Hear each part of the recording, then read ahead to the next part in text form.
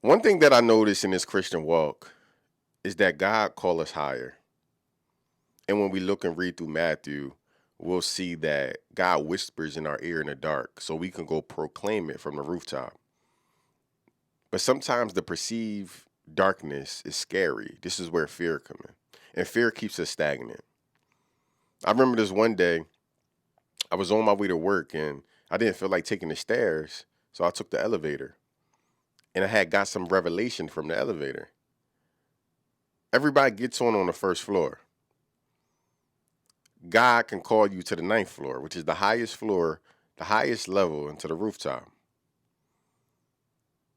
And as everybody's getting off on the second and the third and the fourth and so on and so forth, it's easy during that transitional period to build up discouragement because you're trying to figure out when is it my turn? When am I going to get the house? When am I going to get the car? When am I going to get the spouse? When am I going to get the things that God didn't promise me, but that I promised myself while in survival mode? And that's important, Christians. When we are on that elevator, we go on the elevator for convenience when we could have just took the stairs, which is the longer way. Would have gave us more endurance, right? Spiritual endurance. Would have probably build up our character for the tough times when the storm hit and when the wilderness come. Build our character. Understand that God is with us the entire time, but sometimes for our convenience, we take the elevator. And the part about the elevator is not talked about enough is that it could get stuck. It could get stuck because too many people is on. It's to capacity. But it also build up discouragement as people continue to get off of the elevator. Because you're trying to figure out when is it my time? When is it my floor? Build up so much discouragement that we forget that God called us higher.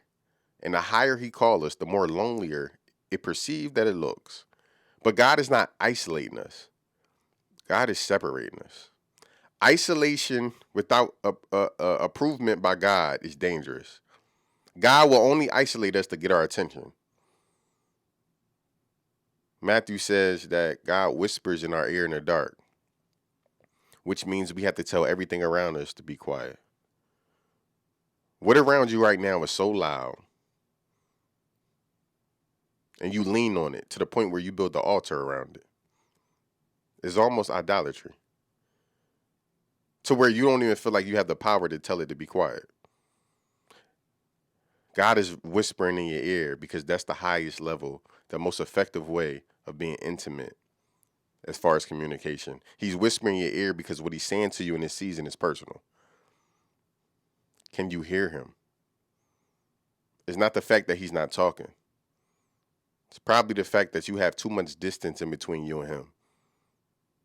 And you didn't position yourself to spiritually fine tune your ears in this season.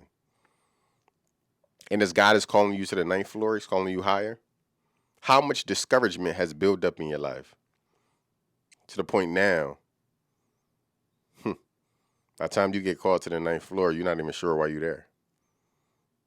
But let's not forget, it's to proclaim what he said in the dark when he whispered from the rooftop.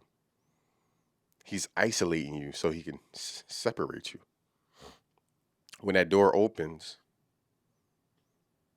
you now have a family of faith that pray for you by name.